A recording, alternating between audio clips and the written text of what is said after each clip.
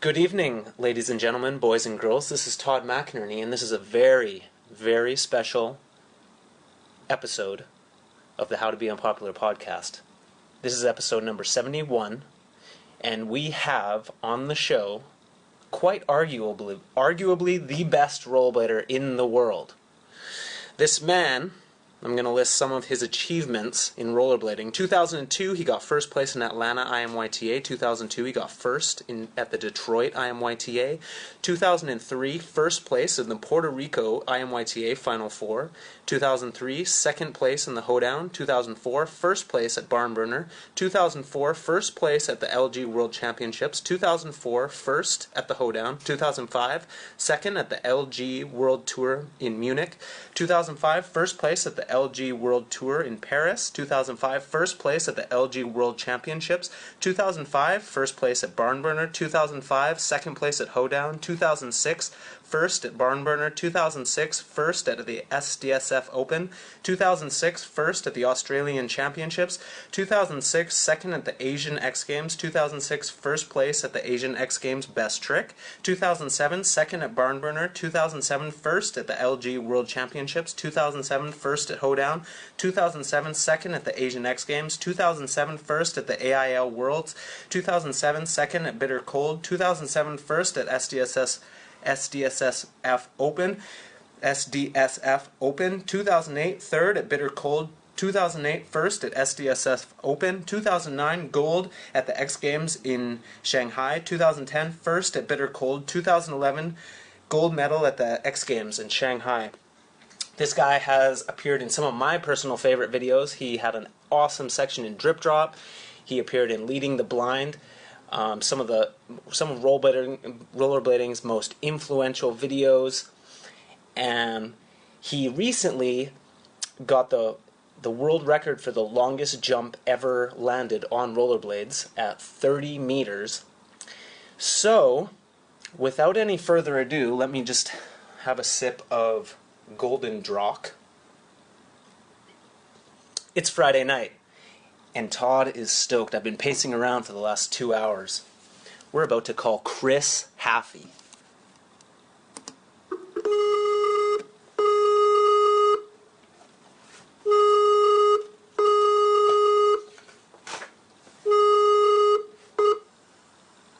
Hello? Hello. Yeah, what's up, man? How's it going, Chris? Pretty good, man. How you doing? I'm awesome. Right on. Yeah, it's awesome to hear your voice. It's awesome to talk to you. Yeah, right on, man. You too. So I just want to dive right into it. I'm really, really excited to talk to you. I just did a really long-winded kind of explanation of who you are. I broke down your achievements in rollerblading, and the list is very long. Yes. And the first question I want to ask you is, how the fuck did you get so good at rollerblading? Fuck. I just liked it that much. It's kind of like an obsessive compulsive thing. Like when I was a little kid, all I could think about when I was in school was like getting out of school so I could skate. So it was just like I got good because I did it so often. I guess I don't know. I wouldn't say that I'm so good. I don't know. I was on skates probably more than I was off skates when I was younger, so it just kind of came with like wanting to do it so much. I guess I don't know. You obviously do spend a lot of time on skates. Do you work out at all? Just recently I kind of started, but not working out in a way like getting ripped or whatever. Like a lot of the stuff I've been doing lately has kind of been like condition training, like running or skating long distances with like intervals of like faster running and whatnot, just to kind of keep myself in shape, not really to like, get buff or anything. But my dad actually runs marathons and ultra marathons, and he's basically a beast. Like recently, or not recently, but not too long ago, like I went with him. I was part of his crew when he ran around Lake Tahoe once. Like it took 15 and a half hours or something, and it's like 72 miles, I want to say. Whoa. So like I get like a lot of inspiration from him, and a lot of good techniques in terms of like keeping myself in good shape to have like stamina or whatever for skating. But I wouldn't say I work out in terms of like I don't go to the gym and like fucking pump iron or whatever. Yeah, it's crazy because you are in exceptional physical shape. I mean, just to be able to do the things that you do, and just looking at you, you're shredded. Like your body fat must be really low. Like, do you take any supplements? No supplements, nothing like that. Vitamins? No. I don't know. I just recently also I started eating a little bit better, and stuff like that. Kind of like keep myself on like a eating program. I wouldn't say it's like a diet, but I read this book that my dad gave me. Actually, it's called The Paleo Solution, and it's this guy basically talking about what biochemically goes on inside your body with food and what it does for you or doesn't do for you or whatever it is. So I just try to stay aware of what I'm putting in my body to make sure that what I'm putting in is actually going to do something positive for me. So I just try to be aware of what's going on. But in terms of supplements and stuff like that, I don't really fuck with that stuff. Okay, interesting. Yeah. While you're actually skating, do you use any substances like coffee, or do you have any? I guess so. I mean, every morning I wake up and I drink coffee, and then I used to actually drink a lot more like energy drinks and shit, or just whatever it was, just to get caffeine, just to kind of like keep me going. But recently, since I started eating a lot better, I've found that I just naturally have more energy because my food's actually working for me instead of against me. So I haven't really been doing that as much lately, but caffeine is like the extent of like what it would be. Okay, so like do you take like, because you're doing like really crazy stuff and you're taking pretty bad falls like pretty often. Do you ever pop a Tylenol like during a session or anything like that? No, not really. And I don't even really like taking medicine. I do obviously if I really need it, but I don't know. It's like, cause I don't know. If I have really swollen, something going on, I'll take Advil or whatever to stop the swelling or try to do whatever. But I try to stick to like not really taking as much medicine as I possibly can. Right. Yeah. How does your body feel? I mean, it feels good. I mean, I can feel that I'm getting older, but I think cause I just turned 27 recently, and I'm starting to feel the effects of not what skating does to you, but just what happens if you don't stretch or you don't prepare yourself to be skating. And I think actually that's been a real big eye-opener, and I've actually again going back to my dad, he's 64 now. He's about to turn 65, and he's probably in the best shape he's ever been in. Wow. And I kind of take some inspiration from that in terms of like, I just kind of took for granted that I was able to do what I was able to do with just skating.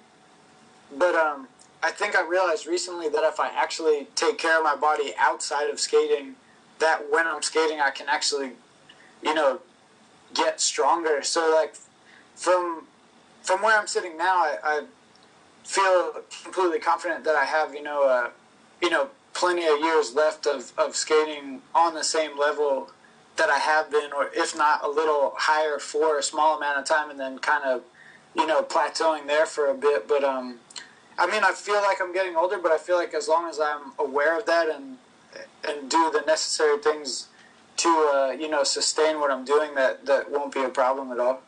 Right. I've always thought that it's kind of a shame that people's minds grow more wise and you get more experience and you learn things as you go, and while that's happening your body is kind of on this decline. But it seems like people are getting smarter, and even like with technology getting to the point that it's at, I feel like we do have the opportunity to skate for a very long time and to enjoy a healthy body for a long time, even if it requires replacement parts or things like that. But it's exciting to hear that your body feels good. I mean, I've watched you do such crazy stunts and such big jumps, and like it's good to hear that your knees aren't like failing you and things like that.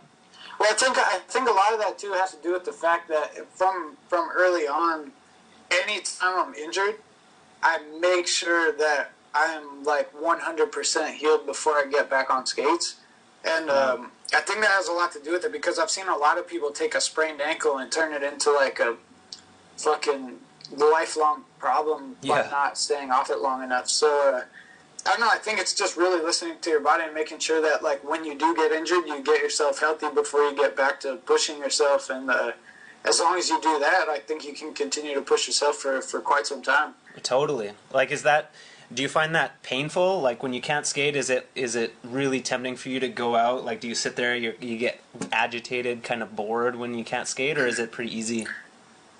Honestly, it really depends on what's going on.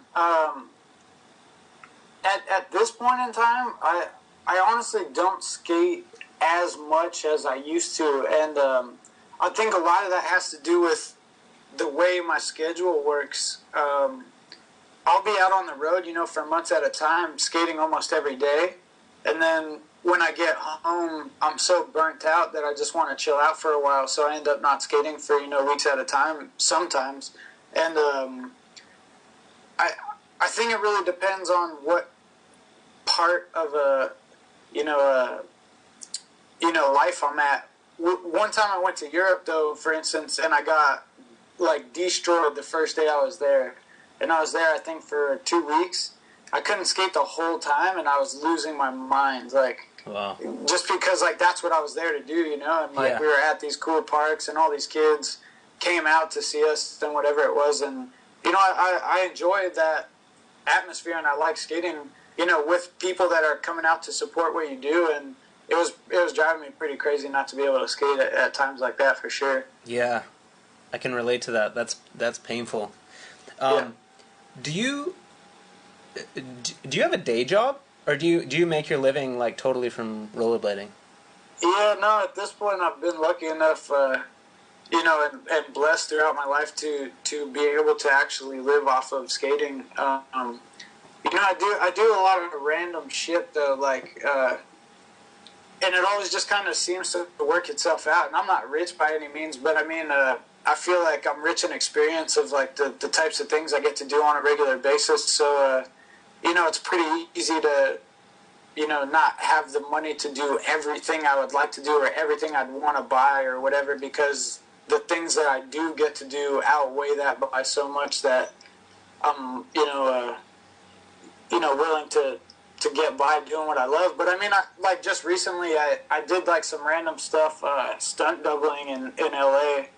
And all it was like a test for, I guess how movies work is like a director will come up with an idea for a movie and kind of sell the idea to stunt teams to come up with ways to kind of show the action they're looking for. If it's like, this one was like some futuristic movie thing with some like hover boots or whatever it was.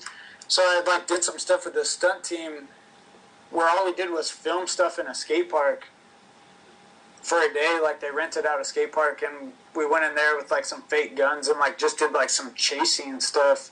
And it's like super random shit like that, but it was like 3 hours and I got paid like $800, nice. Just to do it. And it's not something that I feel is like, when I'm doing stuff like that, I'm not really worried about the image of rollerblading, because what we were doing was just something that a stunt team was going to show to a director. Like, it wasn't something that would ever be released anywhere or anything like that. And if it did, it'd be this polished version inside of a movie that didn't even have anything to do with rollerblading. Yeah. So, I find random shit like that here and there. But is that something that's on your mind when you're doing different things? Because, I mean, you have become somewhat of an ambassador for rollerblading. So is that something that you worry about? Is this portraying rollerblading in a positive light? Like, is this showing rollerblading the way I see it? Like, is that something that you think about? 100%, man. I think about that all the time because I feel like whether I like it or not, like it's still weird to me that, as many people pay attention to what I do, I guess, is like the way to say it. But, whether I like it or not, that's the reality of the situation. And, like this is, like I said, like the only way I even got to the level I'm at now is just because I love doing it so much. So, like, the last thing in the world that I'm going to do is fucking, take a check to make what I've worked so hard to make look cool for so long look like shit. So, I mean, it's definitely always on my mind. And in terms of, like, selling out or whatever, like, if someone came along and said, say Red Bull or Gatorade or whatever it is came along and they said, hey, we want to pay you X amount of dollars, to skate for us, I'd be like, and I didn't have to change anything that I'm doing or just had to do stuff, but, like, I could be in control of what got released or whatever it was, to make sure that I was okay with the image that was getting portrayed. I would take a check in a second, but if they came along and said, hey, we'll pay you $1 million a year, whatever, but you have to, like, do this stupid-ass shit or whatever, it's definitely something that, I take into account when it comes to things like that. Right. Now, this next question is something that typically in our culture is thought of as a rude question, but I need to ask it, and I really hope that you'll answer it. And I think it's something that people are really curious about. Okay. How much money do you make from rollerblading? I mean, right now, every month, I think I walk with close to $2,000, something like that. It's like, it's really different every month, and, like, if you're counting in royalties, it's a little more or a little, whatever, depending on the month, but, I mean, it's enough to get by. I mean, I live in California, and that's part of my problem is that it's one of the most expensive places to live, but, really? I definitely can survive off what I make. I mean, it's not like the most lavish lifestyle in the world, but I'm not complaining because I get to live a pretty incredible life. Yeah, it's pretty awesome. You get to do exactly what you love to do, and like, do you live by yourself? Do you live with a girlfriend? No, I actually live with my best friend.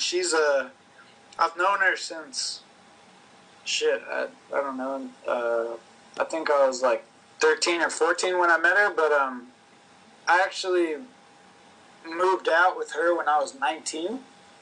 Okay. And yeah, we've kind of lived together ever since. Like, she moved to New York last year for like 10 or 11 months or something like that, and she just recently moved back, and we're actually in the process of moving. We just got our keys this morning, so we're moving into a different apartment, but yeah, I've lived with her for the better part of 9 years. Wow. And so has this ever been romantic? No, I mean, that's kind of like, I don't know, I don't know, that's not really something like I want to talk about on here or whatever, but no, not really. Like, we've just been, there's just you come across certain people and you just kind of have a connection with them, and yeah. So you met in high school, or? How? No, actually, Brandon Negretti went to high school with her, and I met her through hanging out with Brandon when I, like, was starting to, like, get known, I guess. It was right around that same time, and I can't actually remember how I met Brandon, or it was through Mike Leaf, my good buddy Mike Leaf. Yep.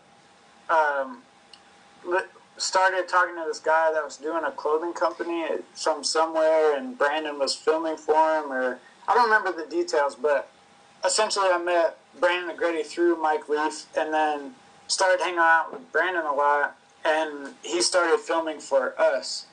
And And when I was filming for that, I was at his house all the time, and I met her through him because they went to school together. Okay. So it's kind of a random way to, meet someone, but that's how it happened. Yeah. But she's not your girlfriend? No. No. You're just friends? Yeah. Does she... Okay, let's move like way back in time. All right? All right. This is always an interesting question. Chris? Yeah.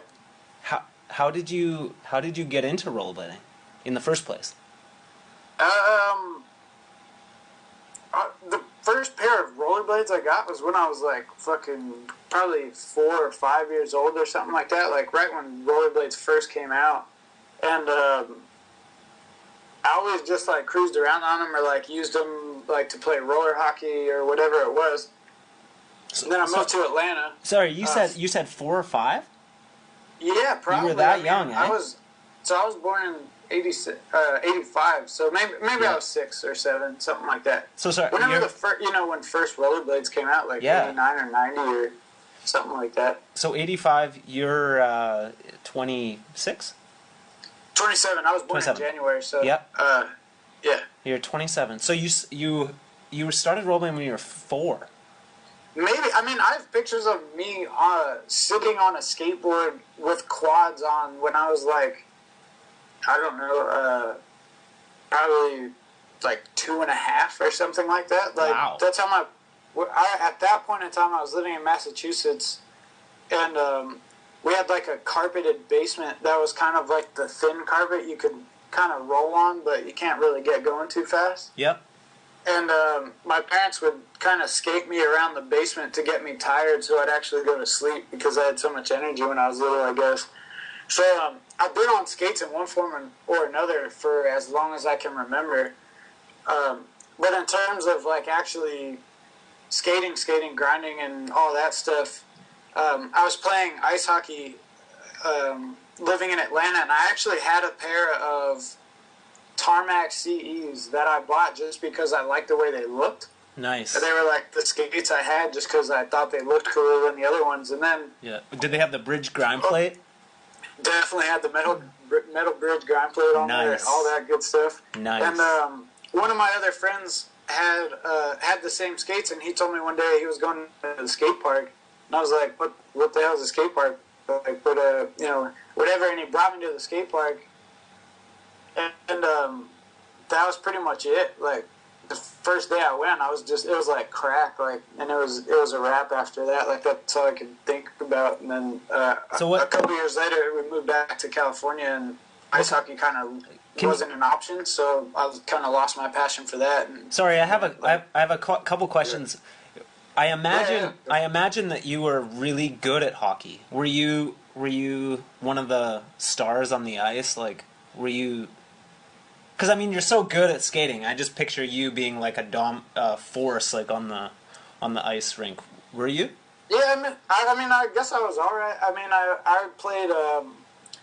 I played first string right wing, so on like Atlanta's travel team. So we would like travel, all over the South to like Alabama, Florida, North Carolina, all that stuff, and we did pretty good. I mean, just recently actually, I found a hockey puck at my parents' house when I was going through like their storage stuff, and it was written on there that I scored a hat trick in like 5 minutes. Nice. Or something like that. So like, I mean, we were probably playing a super shitty team at that time or whatever it was, but I was definitely pretty decent at ice hockey. I like to think so anyway. I mean, it's been so long since I played. I like to think back that when I was little, I was good at it. But yeah.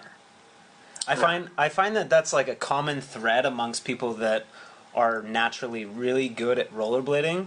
They seem to have all played hockey. Like yeah, definitely. I mean, just Alex having that background, I think like you go through the power skating training and just learning how to skate, and then you get on rollerblades, and it's a breakthrough. It's like, holy shit! Like I can do this on the street, like anywhere I want, or in your case, at a skate park. So that first skate park that you went to, like what kind of skate park was it? What did it look like? It's actually pretty funny. It was called Skates and Bruises, and it was I actually met Tom Heiser there one time when I was that young, when I was like 11 or whatever. And he was like testing out some of the K2s he designed or whatever. So like the Fatty was out and he was like testing the Fatty Pro or whatever it was. He was skating some crazy K2s I'd never seen or whatever. And I think it's funny because I probably, came across the likes of like Kevin Dowling and like all those guys, Walt Austin, because it was like there was a park that they went to a lot around the same time. And I just happened to move out of Atlanta before like I really started doing much with skating. But it was a pretty normal skate park. It had like inside a mini ramp. It was probably like a 6-foot mini and, a couple of fun boxes outside, some rails or whatever. Nothing like too crazy, but it was like, your pretty average skate park. Nice. So like thinking back to that very first time that you went to the skate park, like what was it that really made you fall in love with skating? Like, I don't know. I mean, it was so long ago. I don't know really. I just remember like, I don't know. I remember like leaving and all I wanted to do was go back. Like when we had just left. Like, I don't know. It's kind of how I am now with golf. Like I golf a lot, or I used to golf a lot, and now I haven't been golfing as much. And every time I go play around, as soon as I'm finished, I just want to play another round. Like it was kind of like the same type of feeling. Like we were on our way home and I was like already asking like when the next time we could go back was, but I think it had a lot to do with like grinding this one rail, and it wasn't I couldn't even grind it, obviously. Like it was my first time there. I just like it was down this bank ramp, so and it was like a pretty small bank ramp and the rail was really low, so, and it started before the bank, so I would, on the flat of the top of the bank, I would stand there and put my sole foot on there and just kind of slide my other foot up there, and then I'd slide down it. But like, I wasn't jumping on, I wasn't really grinding at all, but just the feeling of, grinding that one rail, even though I wasn't actually doing it, I think was kind of like, fuck, I want to go back because I have to actually grind that thing type of feeling or whatever. Sweet. So, when you were growing up, like, was there a certain video that you watched when you first started that really inspired you? Yeah, definitely. VG5. After I went to the skate park, the store I'd always go to get my hockey equipment also sold aggressive skate shit. Like that's where I got the Tarmacs from. And the next time I went in there, I noticed that they were playing a video on the screen, and I was just like drawn to it. I was just sitting there staring at it, and it was Eric Burke's part. Nice. And I specifically remember the part like kind of towards the end when he's cruising through the ditch and kind of like does a monkey plant 180 thing like over a pipe. Yeah. Or whatever, and like I was like, I need that video. Like, what video is that? And then they told me it was that video, and I bought it and just watched it like fucking every single day. And that was like, and then for Christmas, like I noticed that there was a VG6, and I was like, oh, I need that for Christmas. Like my parents got me VG6 for Christmas, so like the VGs obviously growing up like were pretty influential. But then once I moved to California, it was all Brian Bell's videos, my daily routines, and all that stuff that really got me hyped. Yeah. So that must have been a real thrill for you, because like that's kind of how you got your start, was like filming for Street Dwellers with B. Bell. Like that must have been pretty amazing to watch his videos and then actually like go skating with him. Oh yeah, for sure. And then it was like a progression too that was like it was surreal to say the least. Like because it was just they were just like, we would watch the videos and think they were these famous dudes, like, whatever, and really they were just, older guys in San Diego that were just doing it on the side, like, when rollerblading was starting to get big and stuff, and so we would run into them all the time, like, especially when I met Mike Leaf, I would go over to his house and we would go skating around Chula Vista, and that was, like, B-Bell's, like, fucking, like, home court. So, like, we would just run into him all the time, and we would never really talk to him because I was, like, a super shy kid. I would just kind of stand there and, like, watch what was happening. We'd see Ernie Villarino and, like, fucking all those dudes, and I would just sit there kind of in awe or whatever, and then a couple guys we started to really get to know, like Brent Letta. I remember specifically we started to skate with more often. And then, like, every time he went to skate with Brian, he wouldn't bring us with him. But, like, I guess he started to tell Brian, like, yo, there's these kids I skate with that are actually fucking good or whatever. And he had Mike's number. And then one day he called Mike for my number. And the next day I came home from school and I had a message on my answering machine of, like, Brian, like, I came home, my mom's like, oh, there's a message on the answering machine from Brian Bell. And I was like, shit. Like, yeah, no way. Like, that's funny, Mom. Like, let's do my math homework or whatever. Like, and she was like, no, I'm serious. You might want to listen to it. And so I listened to it, and sure enough, it was Brian Bell. And he said, like, hey, you know, like, I just talked to Dave Payne, and he's doing this Battle My Crew, you know, VG video. And, you know, I'd love to, you know, have you come out and try to get some stuff filmed for it or whatever, and wow, blah blah. And I just fucking tripped out. And then, like, from then on, it was just kind of like a waterfall from there. And it just, I don't know, it's just I'm still on that same kind of surreal, you know, path that hasn't really stopped yet. Yeah, that must have been just amazing. Yeah, definitely. So when you were in those, like, younger days, was like, it's typical for younger skaters to kind of look up to certain people and kind of, like, imitate what they're doing.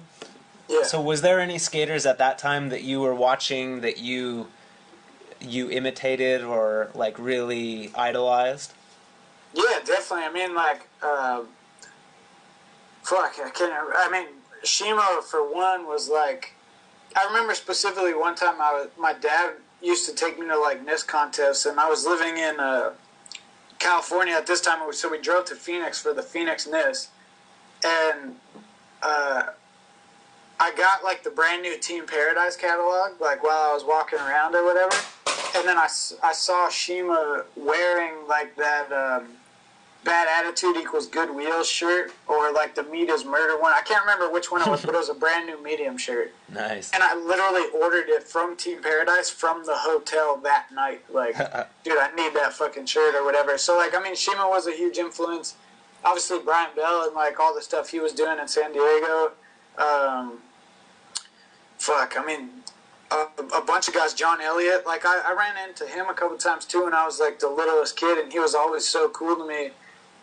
And that made such a big impact. Like, anytime I saw him doing stuff in videos, I, like, paid more attention because I had, like, personal interactions with him, and he was, like, a really cool dude. So, like, that got me paying more attention to his skating, and then I realized, like, how awesome the shit he was doing really was.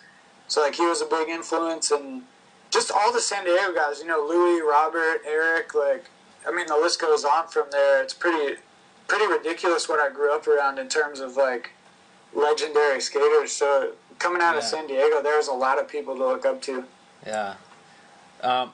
Is there anything, like, specific about Shima that really got you stoked? Like, what was it about Shima that you were really drawn to? I think it was the fact that, like, when he did stuff, like, he just did it. Like, it didn't even really seem like sometimes he was really sure it was going to work, but he just did it anyway. Like, I don't know, it was kind of raw, you know? Like, he was just, like, he just decided, like, oh, I'm going to do this trick, and then he would do it. Like, and you could tell sometimes he had to fight through it to get it, but he would just do shit. Like, I don't know, it was always just really raw. I think that's what it was. It was just, like, his skating seemed, like, more powerful in a way, because it was just, like, fast, and, like, I'm doing this. Like, I made up my mind, like, 100% committed, like, regardless of, like, whether it's going to work or not, and then, like, he would just do stuff. I don't know. Yeah, I can understand that. It seems like he doesn't just acquire the skills to do something and then do it. It's like he just goes for certain things. So yeah, there's a certain rawness, a certain humanness that shines through his skating. Yeah, definitely. Let's take a time machine to the future, the present day. This about, like, I don't know, a few months ago, Chris, you broke the Guinness Book of World Records, the longest jump on rollerblades. You jumped 30 meters. Yeah. That's far, man. That's really far. Like I think about jumping like 5 meters, and that's a pretty big jump. You jumped 30 meters. Yeah. So tell me about like how did that come up in the first place?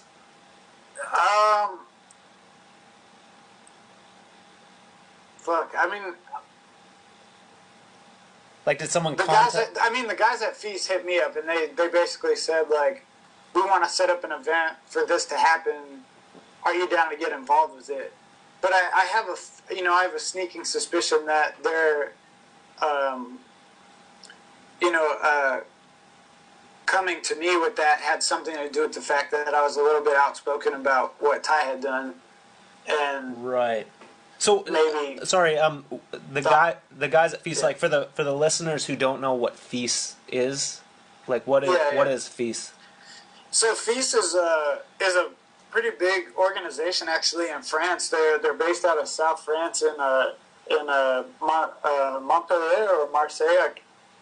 Yeah, I think it's Montpellier actually that they're based out of. But they've thrown a contest every year in Montpellier where that's been huge. It involves biking, wakeboarding, skateboarding, rollerblading, mountain biking. Right. I mean, it's like a massive event. So it's like a big action sports kind of festival. Huge festival type of thing. Yeah, it's a whole weekend. There's something going on all the time. Crazy parties, people everywhere. Like, I mean, Montpellier is a really small town, so it draws in like the entire town. Like, right. It's like what's happening in that city that weekend. Like, yeah, really big. So yeah, and it's always been fun to go to. But so they hit me up. Those guys. You said you were like outspoken about tags, because Tag Chris, for the listeners who don't know, he had the previous world record for the longest jump. So how you say you were outspoken about his record? Like what? Yeah, you were talking some shit or what? I made a couple comments. I mean, just online, just random shit, and it kind of like got blown out of proportion. Like someone posted something I wrote on Roller News or something, and what did you write? All I said was like, Ty, like, please stop, or something like that. Like something stupid, pretty subliminal. Like I didn't like straight out say it, like, oh, whatever, blah blah. And it turned into this whole conversation in the comments or whatever, and I kind of like explained why I said that. Why did you say that? Because it's kind of hard to explain, but it goes back to the whole like image of rollerblading type of thing. And what bothered me is that Ty, he's not really in the sport anymore. He's just this dude that at one point in time was one of the top vert skaters or whatever. And I totally respect the fact that he skates, and I totally respect the fact that he comes up with like all these ideas and has the ability to get all these people behind him and all this marketing going towards what he's doing. And I think all that is great. Like, seriously, like all like the huge stunt stuff, like I'm a huge fan of that. Like, as long as it's done correctly in terms of like what image it actually portrays to the rest of the world, like especially because you're getting so many millions of people to watch what he's doing. Yeah. So just appreciate as a rollerblader who still does it that he would be representing what we actually do. Yeah. So do you kind of have a problem with the way that he's the image that he's portraying for rollerblading? I mean, it all started honestly. Well, I guess it goes back even further. Like, I was going to say it all started with the whole, like, Superman front flip thing. But it goes back a little further. I think the reason, honestly, why this all, like, kind of sat so heavy with me personally was I was in Australia on tour with the Nitro guys when he did the first one, the Eiffel Tower thing. Yeah. And these are people, that are, well-respected action sports, heroes or whatever you want to call them.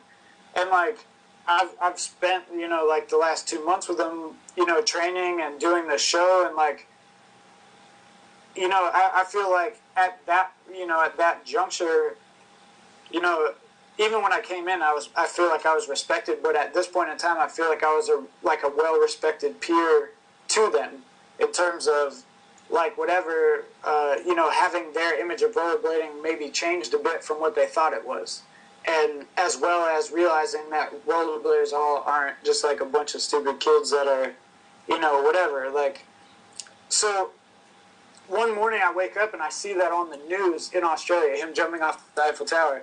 And then I go downstairs and we're getting on the bus to go to the stadium or whatever, and one of the dudes, like, kind of leaned over to me and he was like, so did you see, like, see that rollerblader jump off the Eiffel Tower or whatever? And, like, we kind of got, like, into a conversation about it, and they were just saying how the idea was cool and whatever, but it just wasn't really executed correctly, and it kind of made rollerblading in their eyes not look as cool or whatever.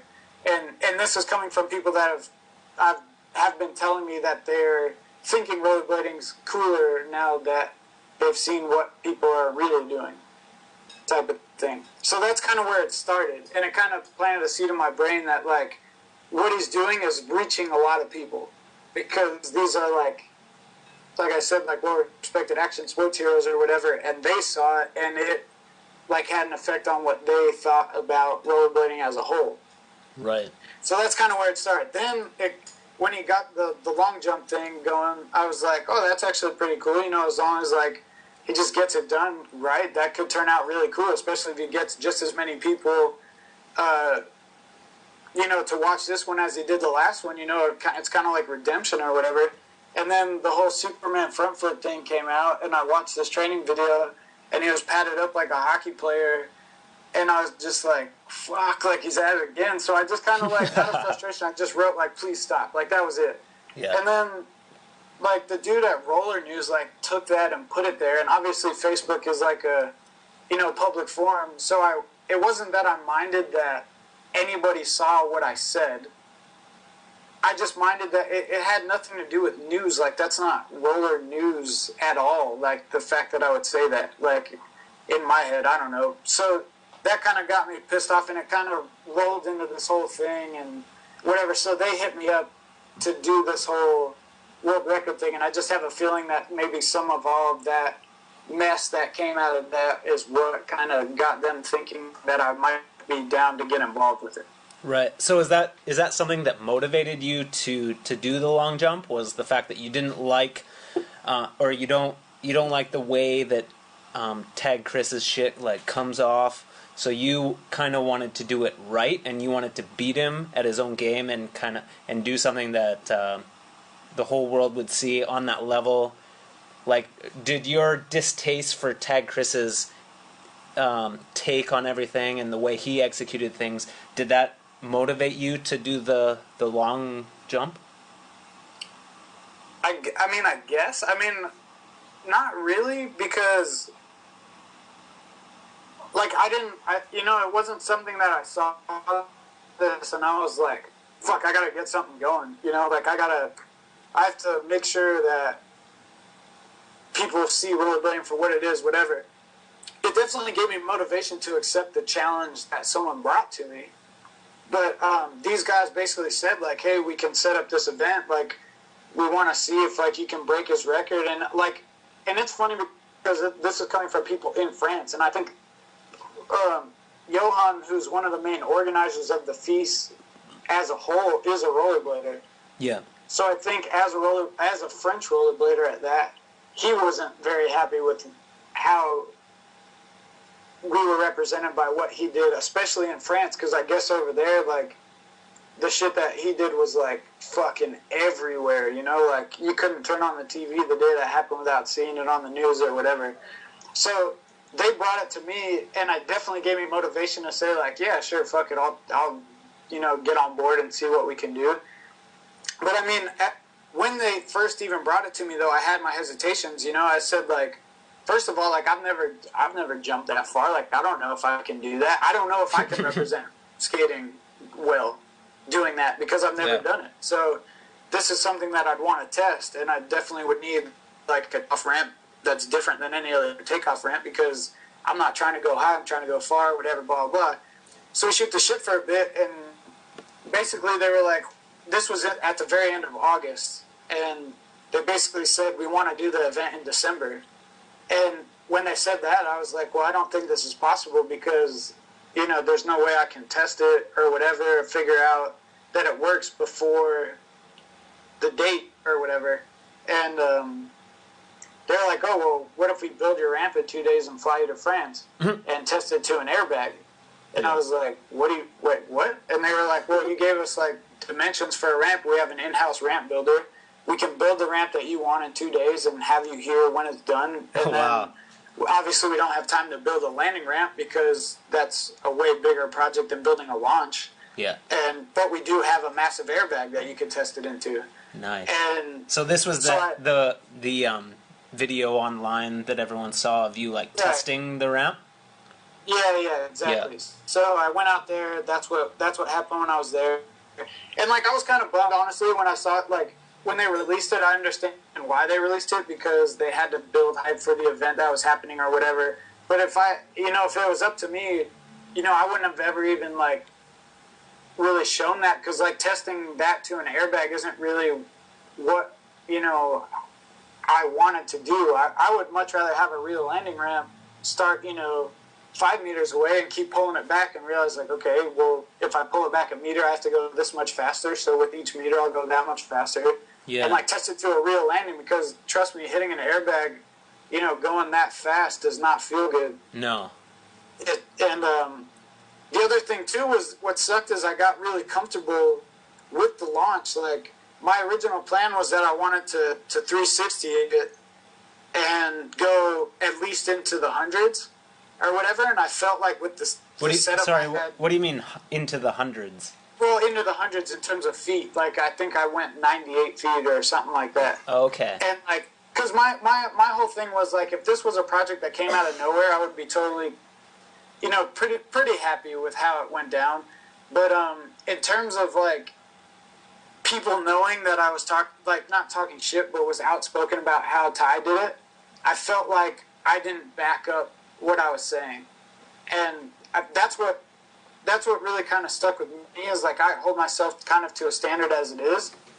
But especially if I'm calling someone out and then, like, I don't execute my shit talk, like, you know, if I don't back up my shit talking, it's like, well, now I just look like an idiot, you know? So I kind of felt like I kind of got, like, the short end of the stick in terms of the setup, especially when I got there, in terms of airbag aside, when I got there and it was a, you know, zip line thing that we had to get used to in a couple days, and there was almost no run up and no landing. And so, yeah, you get to Feist, and it was a zip line tow. Like, tell us about, like, the actual experience of doing the jump. Well, it was honestly, like, the most nerve-wracking thing I've gone through, I think, ever, in terms of, like, I knew that it was going to be a wakeboard zip line that I was getting speed from beforehand, but I just didn't know what the setup was actually going to look like. So when we showed up, I was kind of, the first thing I said was, like, well, there's a pool 2 feet away from our run-up. Like, you don't think that's going to get wet?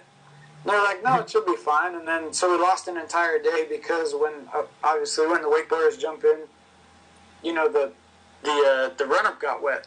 Yeah. So we kind of lost an entire day of practice. And on top of losing a day of practice, this wasn't just an event for the long jump.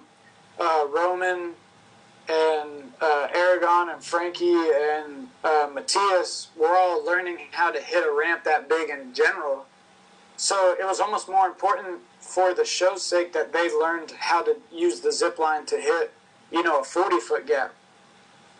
And a lot of time got used with them learning the zip line and everything, but at the end of the day, when I really sat back and saw how much room I had to get speed to go that far and how much room I had to land, like, if it was up to me, I would have said, like, you know, cut it, like, let's walk away from this and do it right at another time. But that wasn't an option because it was a show. It wasn't like something we were doing on our own that we were going to film and release. It was like people had bought tickets to this thing. So it was kind of like my decision to either step up and given the circumstances, do what I came to do, or, you know, be a total bitch and just walk away from it because the setup wasn't ideal. So it became kind of a private thing at that point in terms of like, well, I said I would do this and I came here to do this, and, you know, that's what I'm going to do regardless of anything. Wow. And that's what kind of turned out. Like, we ended up doing it, so I did what I went to do. It just didn't happen exactly how I would have liked if everything was ideal. So how did the zip line actually work? Like, who was in control of this zip line, and like, you know? This dude, he's actually a wakeboarder. His name is slipping my mind right now, but I actually felt pretty comfortable with the situation because I had worked with him a lot when I went out to test the ramp to the airbag. And right. He helped me a lot in terms of weight transfer from where I was standing when I was holding onto the leash and letting go of it and taking off under control. Yeah, because that had to pull you like pretty fast, eh? Yeah, it definitely pulled you pretty fast. So I basically had to lean back too far, and then when I pulled the leash at the last second, I would pull my center of gravity back to standing upright, basically. Whoa. So it was pretty sketchy, but he helped me out a lot when I was in France, so I talked to him a lot. We kind of like, there was kind of a language barrier because he spoke pretty broken English, but there was some sort of like understanding that we had in terms of like knowing when the speed was right, knowing when the speed wasn't right, and like, I don't know, we had everything kind of dialed in, so I felt pretty comfortable with that. But he was the one that was in charge of like, basically how it worked is the zip line was set to a specific speed, which I think was 68 kilometers an hour or something like that, and then there's like this little knob that goes from 1 to 10. 68 kilometers an hour. Yeah. That's fucking fast. Yeah, no, it's definitely, yeah. I wouldn't suggest getting up to speed as quick as I did for doing something like that. Yeah, that's 68 kilometers an hour in what, like half a second or 1 second? Yeah, I mean, it was pretty quick. I mean, the way it works basically is there's a knob that goes 1 to 10. 10, the zip line will be pulling 68. And, you know, however fast you turn it to 10 is how fast it gets there. Holy like, you can whip it straight to 10, but, like, if we're holding on and you whip it straight to 10, like, it basically just pulls the thing out of your hands. Yeah. So he basically had it dialed where he would go, like, you know, slightly turn it, like, 2, 4, 6, and then rip it to 10. Like, all I had to do was get, like, a little bit of speed going, and then it would just kind of yank you. But, I mean, like I said, I don't go to the gym, so my arms are not in the best shape because everything I do is working on my legs, like in terms of skating. So yeah, I imagine it would take like a really tight grip to just not only that, hold but on just to doing it over and over again in practice. Like my arms, by the time it was the day of the event, my arms were like dead. Like it was like pure determination that kind of got me through that one. But I mean, in terms of like what you actually had to do to get up to speed in that amount of time and let go and have it under control was pretty ridiculous. So like, I'm not as upset like with how it turned out. I just wish, you know, because when you watch it, you can see that it's pretty sketchy. But I don't think you really, unless you like were there and had tried it or seen people trying it, like I don't think there's a clear understanding of like how hard it actually was to get it accomplished, if that makes sense. No, no kidding. I mean, you jumped 30 meters. I think if you don't understand that, then you're a fucking retard. Oh no, I mean, and the thing too is, I was stoked that I did it and stoked I was alive and whatever. And I mean, my biggest issue was, I like, and trust me, that night I went out and like had the best night ever. I was glad to be alive and fucking, I was pumped that I got the record and all that stuff. The one thing I would like to have changed is just have the setup be different so I could have executed a little cleaner. I'm not saying like perfect. Like I didn't want to be like, you know, just sailing through the air like, you know, with like it was the easiest thing I've ever done in my life. But it was just like really out of control in my head, like what happened, which is what I was unhappy with. Yeah, I think if it was like a better setup and it was more comfortable for you to hit it, like maybe there was a longer run up and maybe it didn't it didn't get you going so fast so quickly. Yeah. It is quite possible that you could have like gotten more comfortable with it and maybe like 360'd it or just like done something better. Yeah, that's something that you'll probably have the opportunity to do in the future. Right. In the edit where you actually did it before, like you were holding on to the zip line and you were and you could see your mouth moving like you were saying something. Yeah. But in the edit you can't hear what you're saying. Like what were you saying? Yeah, I was literally praying. I was saying, give me strength, give me flight, and keep me safe over and over and over again. That was the only thing I said. Probably the way the whole thing went down too was kind of crazy. Like we did like a first couple jumps. The show started, and I went to a skate park on the other side of the arena by myself, having no idea what was going on. So you saw like Romans fall. Yeah, that was horrible. Yeah, so I didn't even know that happened until after the event. Like, I was in a skate park on the other side trying to keep myself warmed up and ready to go, just waiting for somebody. And they seemingly took a lot longer than I thought they were going to. And they brought me back in, and from the time I came back into the arena, the only things, like, once I did the first 2 or 3 jumps, and then once it got to, like, a distance I had never done, like, because in practice, the longest I went was, like, 21 meters or something, like, that, and that was that day, earlier that day, and I fell. So I was like, dude, I really don't know if this is going to happen, like, I'm going to try my best, and I was like, I don't have any more strength right now, so I'm going to go back to the hotel and chill out for a while. I'm going to come back, and if it's going to happen, it's going to happen during the show. Like, there's no reason for me to kill myself now. Like, I might as well kill myself in front of the people if that's what's going to happen. So once I hit 21 meters in the show, the only things I said were, give me strength, give me flight, and keep me safe. Like, I was literally praying because I was, like, dead-ass tired. My arms were sore. I was scared as shit because when you're that close to the takeoff ramp and you see how far away the landing ramp is, like, it really doesn't make any sense. So I think if I had started thinking anything other than those things, I would have, like, kind of talked my way out of, or talked myself out of doing it. But I just kind of, like, kept repeating that so I didn't think. Wow. Yeah. Which probably, maybe looking back, wasn't the best idea, because if it had gone wrong, that would have sucked. But yeah. I have to take a piss. My wife is going to sit down and ask you a few questions. I'll be back in a couple minutes, okay? Sounds good. I don't know how I got conned into this here. It's all good. Hi, Chris. I'm Carly. Hello.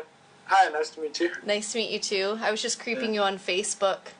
Oh, right on. Found anything good? Oh, your live-in friend is quite the hottie-toddy. That's what I found out. Yeah, that is true. She's a very attractive lady.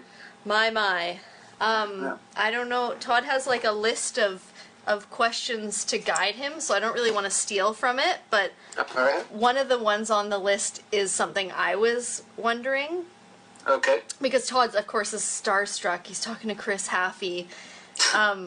Do you watch any of their mushroom blading videos?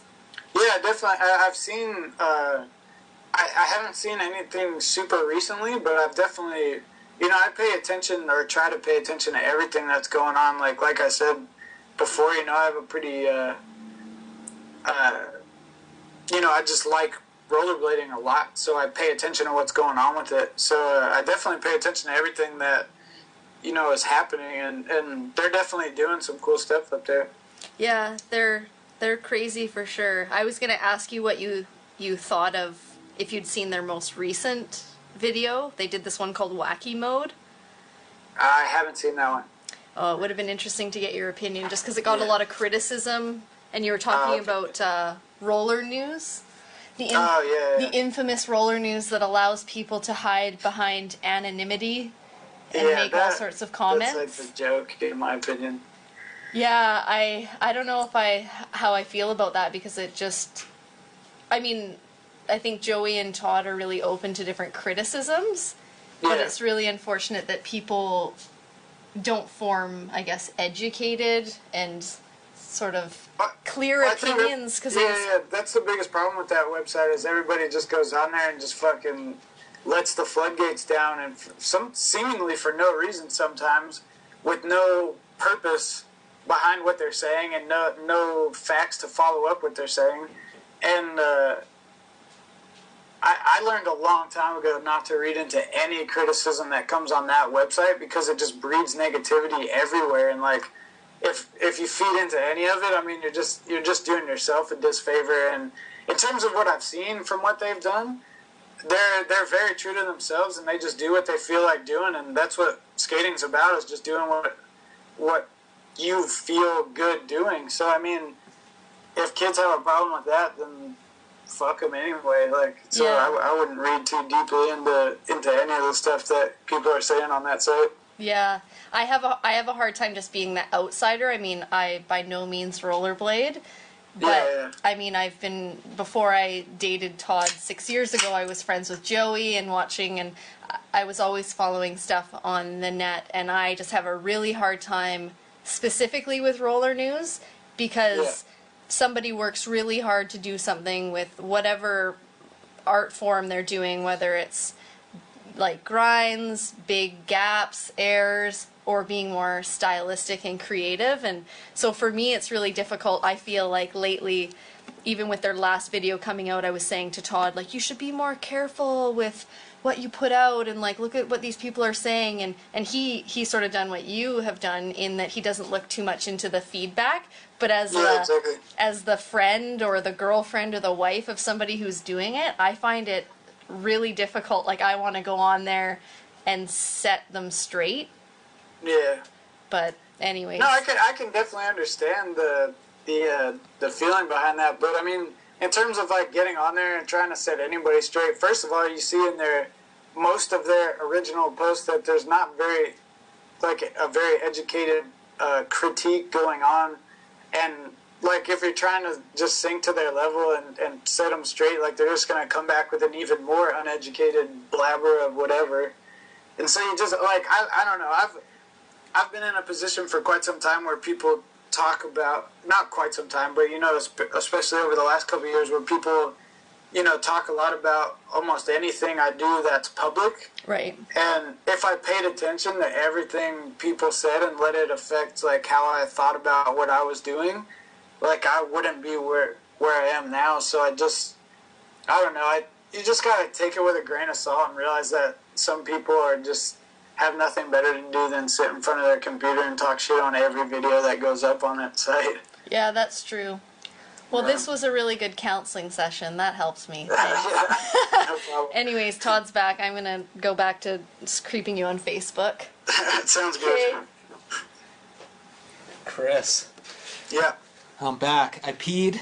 I urinated. Awesome. And I did some push-ups, too. Awesome. There you go. Yeah, just get the blood flowing. Yeah. Get those pecs blasted. Yeah. Dude, I have to say, like, I'm really impressed with how articulate you are. Thank you. Yeah. I mean, you're a really good speaker. You're really good at expressing your thoughts.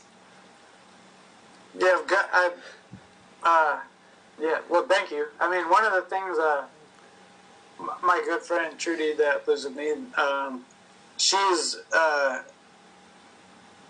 been pretty huge, like, throughout everything. Like I said, I've known her for so long that, like, she's kind of been there through everything that's, you know, happened, I guess, like, that is out of the norm of what usually happens to people, and, like, this weird road I've been on. Yeah. And I don't know, she's been massive in keeping me grounded to real life, and like I don't know, keeping interest in, you know, things outside of rollerblading, including, you know, reading and things of that nature that kind of like keep your brain working.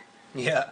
And so I mean, I thank her a lot for that, because like I at the point I was at, I could have gone down like the straight, like, blade life, like, you know, I don't really care about anything, whatever. I got out of high school early and all that shit. I was just, like, done. So, I mean, I could have gone one way, but, like, she really helped keep an interest in the fact that there is life after skating, and if you want to do anything, you really need to be able to talk to people and know what you're talking about and express how you feel about shit. So I've been pretty blessed with having her as a good friend throughout this whole ride.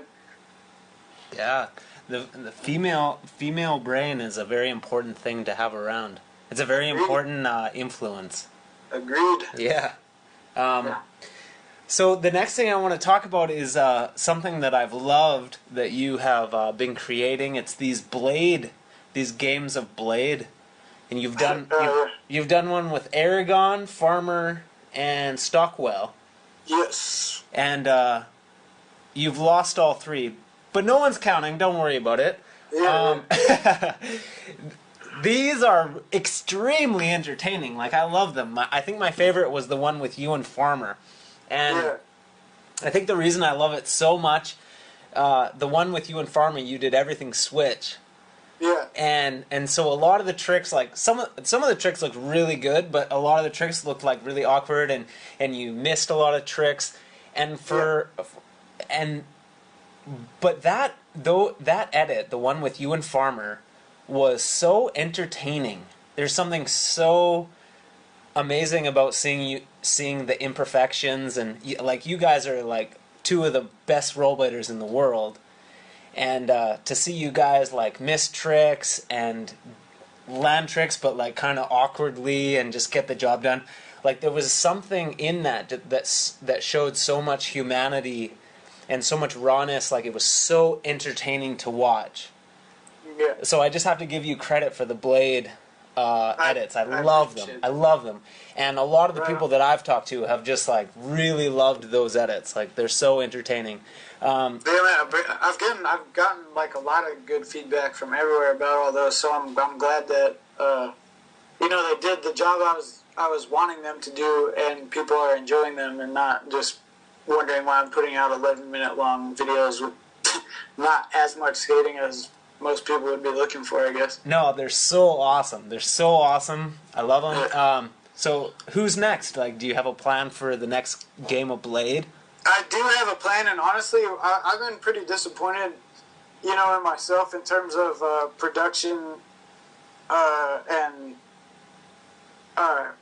continuity of content on the site itself. And what happened was, when I started it, I had all these ideas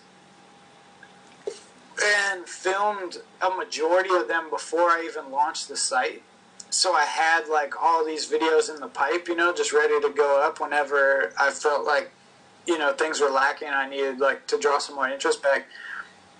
And the thing that happened is, I realized that, these things are actually pretty hard. Like, as seemingly as easy as it is, because all you're doing really is taking a filmer and a skater and going to a spot and filming every single thing that happens for a game of Blade. Coordinating schedules for someone that's able to film it in a way that will work for the edit, and getting the skater I'm trying to play in the same place at the same time, and all of that has become quite a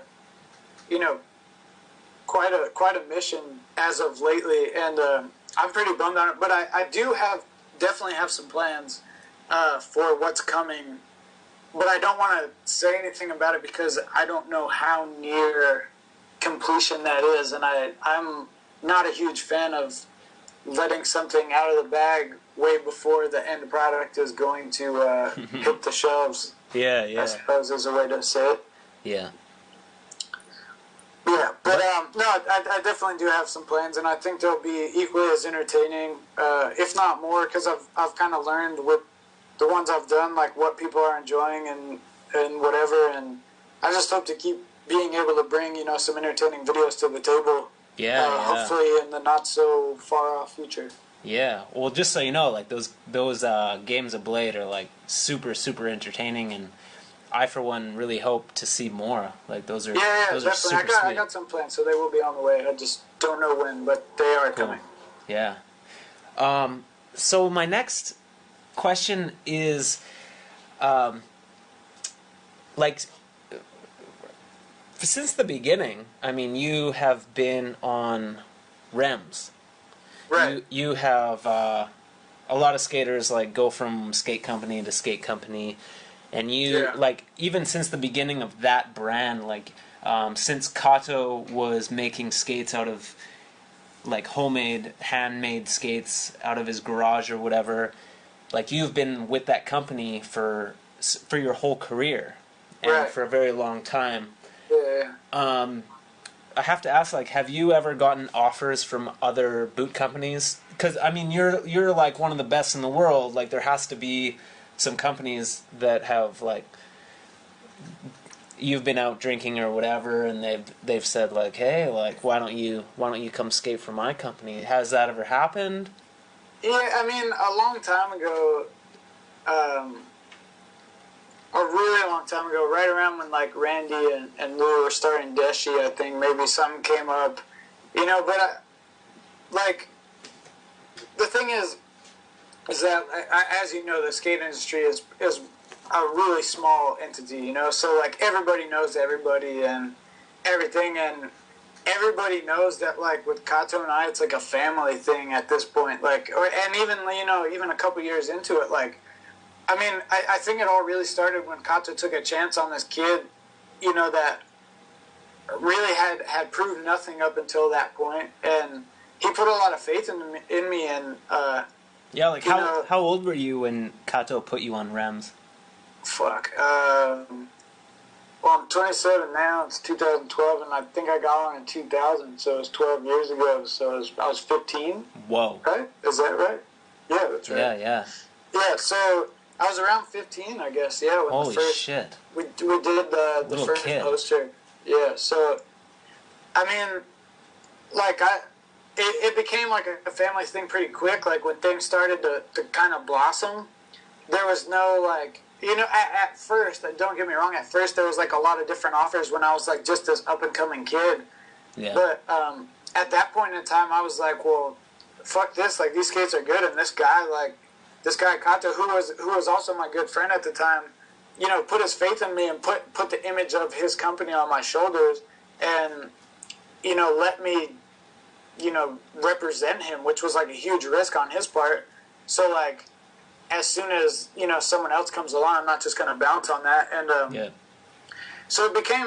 I mean, Kato and I, to this day, I mean, when I went out to test that ramp in France, actually, Kato didn't go with me, and I actually spent some time with his parents and stuff while I was there. I mean, like, because that contest feast I was talking about is in Kato's hometown. Oh, wow. So every year, Kato has like this huge dinner at his family's house. With he brings everybody over. They cook like this huge traditional meal, and it's the best. So I've known his parents for a long time. Like, I mean, with Kato and I, it's like a straight up family thing at this point, and like everybody knows that. So like right now, like the last 5-6 years, no one's given me any offers because it's like they know what kind of toes that would be stepping on, like. And in such a small industry, like, it's not really, like, it would just be bad form, I think, at this point, like, to offer that, I think. But I've had a couple offers, but never anything that really crossed my mind of taking. Yeah. Crazy. So when you first got on Rems, you were skating the handmade skates that Kato was making? Yeah, he was every single run. pair. It's kind of crazy. Even now, like, when you see a pair of either the white with the black toes or the gray toes with the black skin, you know for a fact that like Kato put those together. Like, yeah, they would come into San Diego for a while. He was doing it out of his RV. Out of his RV. Out of an RV. Whoa. And he would take the base plates and the frames and everything. They'd all come in pieces, and he'd have to put them all together. And whoa. Yeah, so and then he got a small warehouse, and then like it just kept kind of growing. But he would spend days on end, like when a new shipment of skates would come in, he would spend days on end just putting skates together, like nobody's business. Like, wow, dude had a vision and was willing to do like whatever it took, like definitely to get it going. And I don't know, I think we kind of share like that same like kind of drive, and that's kind of why we make a good pair in terms of sponsor and rider. Yep. Yeah. And I've always found that really admirable. The way Kato, he had a strong vision for the way. He had a vision for a skate, and he made it like handmade. He put so much effort into producing that technology. Like he had a true passion for. Like he wanted freedom of feet. He wanted you to be able to point your toes when you skate. And there's a very specific vision in those skates that is really admirable. And there's a certain experience of skating rems that you don't get from other skates. Like the way that you can move your feet in rems is exclusive to rems. Like has that obviously that has aided your progression in skating. Like absolutely 100%. Having that freedom of feet. Absolutely. Yeah, agreed. It's interesting. It's interesting that looking back, like I've seen you in videos, and the one time that I watched you, I think you broke your ankle or you broke your leg or something, and you actually broke your ankle in razors. Yeah. Yeah. What video was that in? That was in. Was it film? It was one of Carl Sturgis's videos. I think it was film. Yeah. Yeah.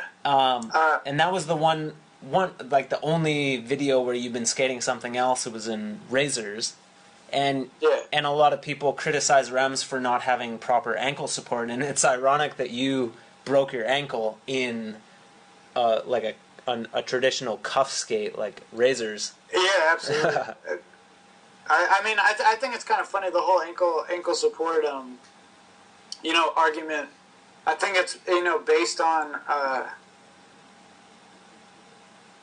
assumptions more than trial and error. Like, because, granted, if you look at a rims and you've never skated it, it kind of just looks like a leather boot, that, like, and if you're used to looking at this hard shell plastic with this buckle or whatever, you think like, oh, well, that has to have more support. It's plastic and buckle and whatever. But when you get down to the skeleton, like there is plastic and whatever in the skate, and not only is there plastic, but the way a rems is built to fit your ankle, you tighten the skate around your ankle, and it moves with your leg, giving you like a pretty unmatched amount of support. And what I find with a lot of hard shell skates, because I still try skates on every now and then, just to have like an idea of what's going on with other companies and this and that, and just see what's up or whatever. And a lot of times I feel like you set your buckle to like a certain, extent on both sides, and your leg kind of moves around inside of the cuff. Yeah. And the skate isn't really actually moving with you, so I don't know. I always just kind of laugh off the ankle support thing and chalk it up to people having never tried it out of fear that it actually doesn't have support, when really it's one of the most supportive skates on the market, in my opinion. Yeah. Yeah, I think it's fear. A lot of people just really fear hurting their ankle, and they just look at it and they don't want to risk it or whatever. Yeah. But Chris, you have done so many fucking death-defying things. Like you talk about this huge 30-meter jump that you did, and those crazy tricks in drip drop, the where you jump on the table in 360 over two fences, like over a road into a bank, and like, the list just goes on and on. Like, you were the first to do like a 540 to kind grind. Like, you fucking jumped and spun 540 degrees and landed kind grind on a handrail. You've done all these things that are so crazy, so risky. Do you think about death? Are you afraid to die? Like, and I'm not even saying. I got a lot of life to live. I'm not trying to die. I'm not even saying like from skating, but in general. No, like, in do you general, think about death? Are you really are you afraid to die? I mean, in a way, yeah. In a way, no. I mean, it really kind of depends on when you ask. Like, sometimes I'll, be driving and, like, no music will be on, and I'll kind of, like, get lost in, like, the cloud of thought, thinking about, like, the fact that everyone actually dies or whatever. And, of course that's going to freak you out, or, like, you have little, spurts of anxiety or whatever it is. But at the end of the day, I would say, no, I'm not really that scared to die. Like, especially with experiences I've had, like, I mean, I know it's not, like, the most comforting thing, but, I mean, I've been in, like, car crashes, where, like, I don't remember the entire, I don't remember the crash at all. Like, the last thing I remember is, like, headlights or whatever, and, like, coming towards us, and like, if I had died, I would have had no idea, and that, in a strange way, gave me, like, this sense of, like, not being scared to die, in terms of, like, it's probably not going to be that bad, because your brain kind of, like, shuts off when, like, crazy ass shit's going on. I mean, that happens, like, with a lot of things, like, once you hit a certain amount of pain, like, your brain just, like, blacks you out. Like, no, you're not gonna have to go through this. Like, not to say that it's gonna be fun or anything like that, but I don't know. I think that gave me, like, this strange sense of, like, well, like, when it's your time, and I don't know, especially with, like, how crazy the world is nowadays. Like, I don't know. I mean, if I died doing what I loved and I didn't even know it really happened, like, I mean, that's, to me, that's not the worst way to go. I don't know. What do you think happens when you die? Fuck me, I don't know. I mean, I was raised, like, Roman Catholic, like, and generally I'd say, I'm not practicing, I don't go to church and everything, but, like you saw in that video, I still pray and stuff like that, and, I believe in God and all that stuff, so I have to believe that something happens. I have no idea what it is. Yeah. I can't even be like, I can't even really try to think of that. Yeah. Well, that's an intelligent answer. Yeah. That is. I mean, how the fuck are you supposed to know? You're a monkey. Yeah, I can't even start to comprehend. I mean, the way I look at all that stuff is I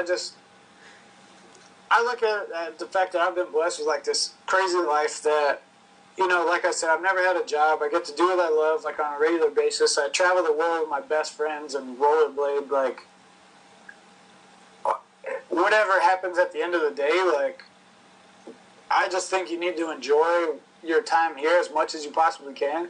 Like, because who knows what's going to happen. Like, so I'd much rather be doing what I'm doing and be, like, take this opportunity that I've been blessed with and run with it and just enjoy my time here, and then kind of, like, roll with the punches while I'm here. But just, in my eyes, all you really need to be concerned with is, like, making sure you're happy while you're here. Because if you're just miserable, like, planning for the future, and the world blows up in December, like, whenever the Mayan calendar's up or whatever, then, like, your whole life just sucked because, like, you're planning for the next 20 years.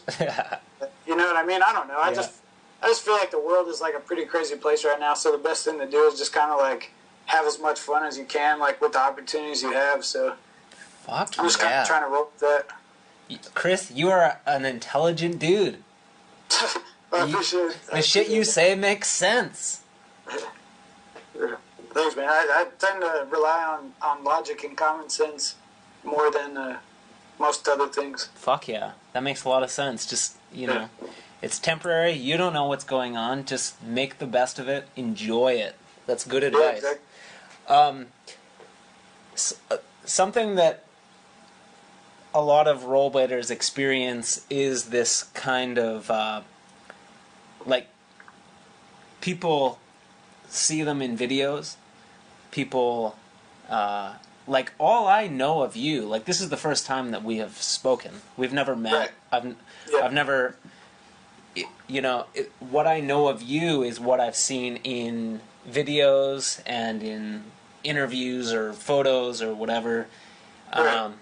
And I've had the same experience where people have only seen me in videos, they've only seen me in photos, and... Are you alright? Yeah, I'm good. Sorry, I was just moving. Got a little cooler here. I was just moving something around in it. Yeah. Okay. So what I'm saying is like, there's obviously a difference between who the real person is and how people perceive them through these videos and shit that they put up.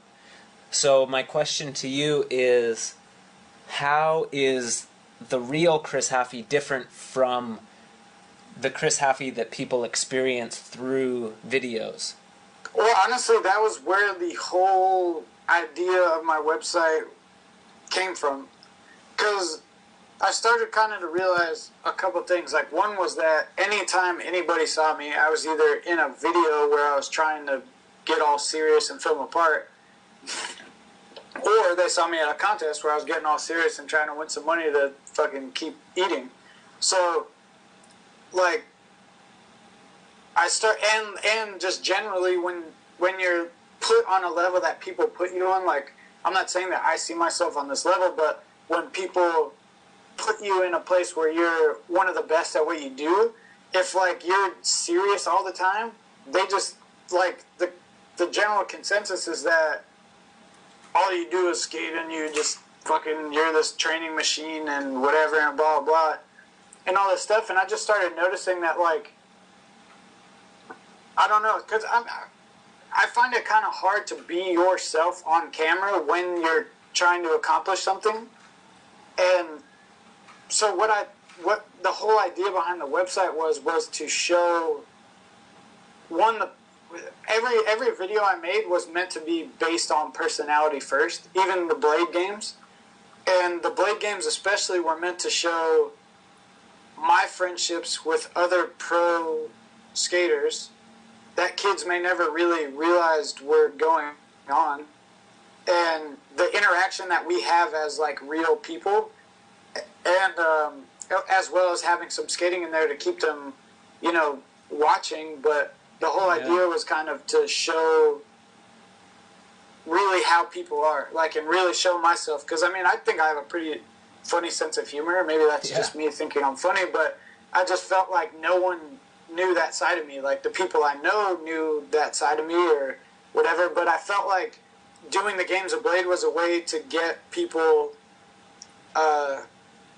you know, to kind of come out of their shell and really show who they are. Yeah, because they weren't thinking about the fact that they're on camera. We're just, you know, like, the game distracts you from the fact that you're getting filmed. Yeah, those games are amazing for showing your personality and the personality of the people that you're competing against, and, like, your relationship with them. Yeah, exactly. Which was what the idea was, so I'm really happy that it's really working. Good. Yeah, really good. Yeah, so, I don't know, I mean, that's kind of where that whole idea came from, because I think a lot of people didn't have necessarily the right idea of the type of person I am based on my skating. Yeah. And it's really kind of hard to, you know, judge who a person is on how they skate. Yeah. And so, I think it's really important to show who you are. I think when you show who you are, and when people have a sense of who this person is, they'll care more about your skating. Right. It's like when you're totally right. Like, you're really intelligent, Chris. When you said that when people see you as just a robot, when people just see you as this, like, training machine, it's like your tricks don't have as much impact. No, definitely not. Yeah, I agree. It's like, as soon as people can relate to you as a person, like, oh, this guy is just like me, then every trick that you do has infinitely more impact on the viewer, because it's like, wow, like, he's just like me. And I agree, because a lot of times I'll see someone skating and I'm not that into it, and then like, I'll meet them and hang out with them for a week, and, like, we get along, you know, famously as people, and then every time I see their skating from them on, I kind of see a bit of their personality and what they're doing. Yeah. And it definitely gives you a better appreciation for that. For sure. It's always, like, really interesting to see one of your friends skating. Yeah, you appreciate it so much more because you've, like, talked to them, and you see where they live, and you see what kind of food they like or whatever they do, and it just adds like this element to their skating. It's like, oh, I know where they come from, and it's like this person, he's just a person, and wow, he pulled this off. Like, I'm so thrilled and like impressed that he did that. Yeah, definitely. So you obviously like put a lot of effort into like filming for sections, like for videos. I imagine that you'll spend, I don't know, a certain amount of time like just focusing on one video section with a filmer. You'll go out several times and really put your physical ability on the line, and you'll like bust out and do risky shit, put a lot of effort into filming sections. So I have to ask you, like, are there any videos that you can say that you put a lot of effort into, but you are really dissatisfied with the result? Like, you really didn't like the way that the editor put it together?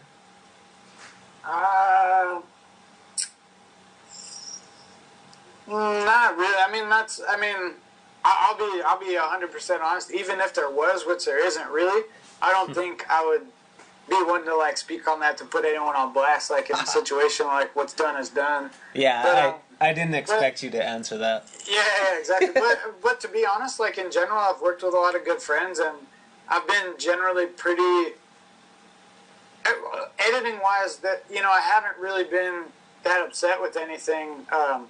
But every single time I finish a part, I never feel like it's done until like maybe a year or two later, when I can look back on the part and say, that's pretty complete or whatever. But at the time that it's finished, I always feel like, oh, there's that one trick I wanted to do and didn't get to do or whatever. Like, I always feel like it could be a little bit better, and like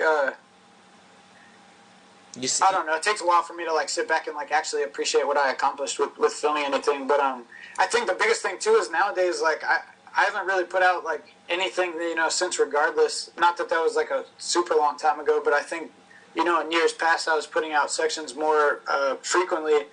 And one of the reasons is I just have so much going on that I haven't been able to spend the time that it really takes me as a person to like put down something I'm happy with.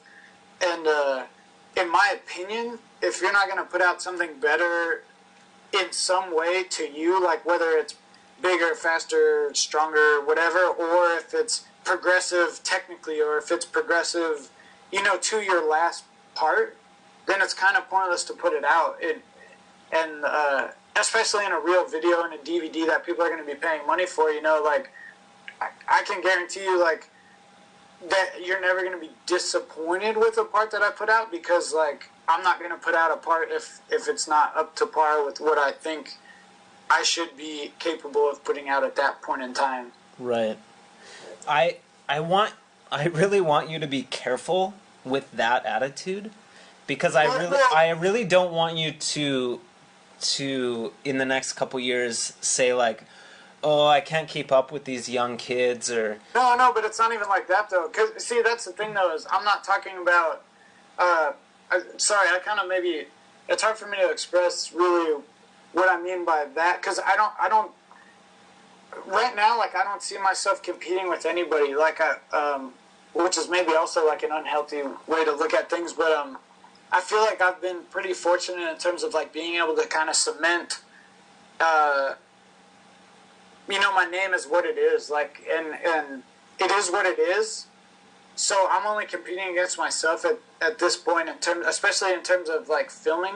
Like, I don't feel like because there's some amazing people coming up like Montre and John that are just starting to like push stuff to a level where it's like, dude, I'm totally aware that at some point in time, like, people are going to be doing stuff that's way out of the realm of what I'm capable of doing. And I don't feel like I need to compete with what they're doing. I just feel like somehow what I put out needs to be progressive for myself. Right. Like, and that may be way smaller stuff than I've ever done, but be progressive in some other way.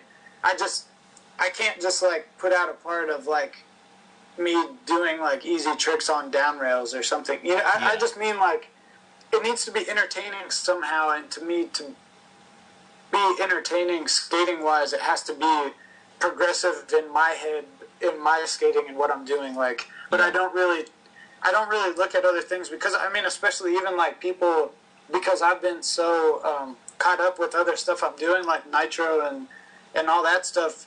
You know, even people like Alex right now, his skating is outrageous.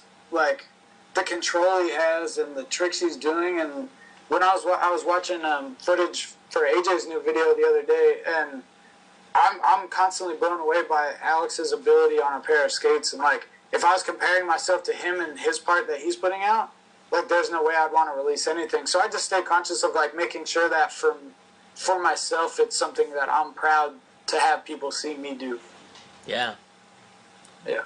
That's really smart. I think it's always a mistake to compare yourself to other people, because there's always going to be people that are better than you at something, and I just think that it's a shame that a lot of rollerbladers have dropped out of our industry because they feel like they can't, quote unquote, keep up with the young kids. Like, there's 100%. Yeah, there's always gonna be new up and comers or like young kids that can do shit that you can't.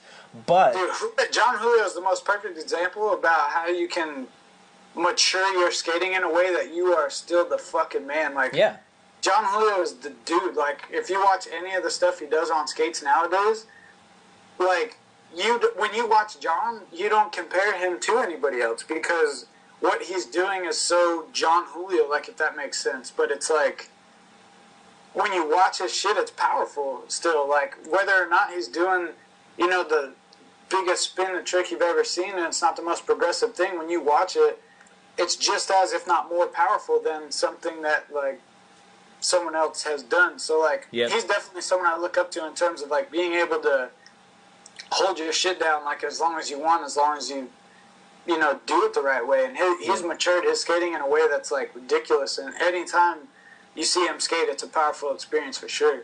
Yeah. And that having that experience and doing it for so long, it puts you at a level that, like, the young kids might be able to pull off tricks that you can't. But as a person that's been doing it for so long, you can do things in a way that is beyond them. And is beyond anyone, because you've been that person for so long. Like, imagine when you are like 36, like Chris Haffey at 36. You've been doing what Chris Haffey has been doing since you were 15. Yeah. You can't fucking compete with that. Like, a new fucking up-and-comer, like 18, 19 years old, cannot compete with that. Even if obviously they'll be able to do things that you can't, but yeah, for sure. But they can't compete with being Chris Haffey for 35, 40 years. Right. Well, I mean, that's the thing is, I feel like, especially, you know, going back to my dad again, like, just seeing, like, what he's able to do at his age, like, not to say that I'm going to be fucking dropping hammers till I'm 65 or anything, but just seeing what he's able to do at his age, he's made me very aware that if you take care of yourself, the longevity of what you can do physically is going to be way greater than if you just fuck off and eat whatever you want and don't pay attention to what you're doing. But and I don't feel like I'm going to go to bitter cold when I'm 36 and compete and try to win or something like that. But I feel like at 36, I could go to bitter cold and still be relevant and still be doing tricks that people care about. But not, you know, winning the contest, and I'm totally okay with that. And I think that's really, like, I think that's kind of what bums me out too. Like you said, there's a lot of people that I don't think they realize how much power their skating still has, whether or not they're being competitive with what like the most progressive tricks are out at that time. And like, there's definitely people that could be, you know, putting stuff out that would be powerful, more powerful than maybe some of the most progressive stuff is. Yep. Yeah. So, how does your dad feel about your skating? How do your parents feel about you choosing this path and not having a real job and just like pursuing this career as a professional rollerblader? Like, honestly, I wouldn't be where I am without their support. Like, I've spoken on it, like, plenty of times in terms of interviews and whatever, but, I mean, to this day, they're, I mean, the two proudest parents. Like, I mean, it's almost embarrassing, you know, like, how much they'll talk me up to people we run into, you know, whether it's people we haven't seen in a while or whatever, and, like, as embarrassing as it is, like, it really, you know, it's something that's special to me because, like, I really feel like my parents are proud of what I'm doing, and that's huge, like, having their support, because, like, sometimes shit does get tough, you know, like, there's sometimes, like, some months come around, like, you know, I'll have to borrow, you know, some money and wait till I win a contest to pay them back or whatever, and if they weren't willing to support me and my dreams in doing that, you know, like, I don't know where I'd be right now, because, like, right now, that's not as much the case. I mean, it still is sometimes, but, you know, way back when, like, it was way more the case more often, and they were down to support whatever, knowing that I was following my dreams and, like, seeing that there was potential for it to go somewhere, and, like, they couldn't, like, if I had a past life, I must have been, like, tortured the whole time because I'm getting, like, karma back for something, like, because I've seriously been blessed, like, from the day I was born with, like, the best family, like, the best extended family, the best friends, like, everything, and I really can't believe where I am, and, like, it definitely has everything to do with the fact that my parents are 100% supportive of it and me continuing to do it.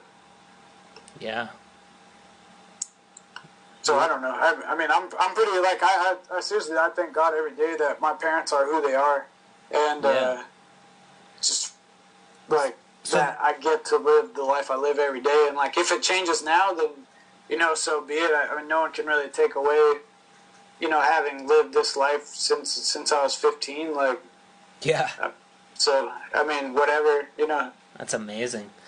So, your parents have never said to you, like, listen, Chris, like, I know that you've had you've been having a really good time inline skating, but I really think that you should consider going to school or consider thinking about, like, that you've never gotten that conversation? No, I mean, don't get me wrong. My parents also care about my well-being, so they're not just going to let skating ruin my life. Like, you know, if shit started to really hit the fan, you know, they always have something to say. You know, like, when things are bad, if I did borrow money, it's not like they're just like, oh, here's the money that you need to pay off your taxes, you know, and not have a conversation.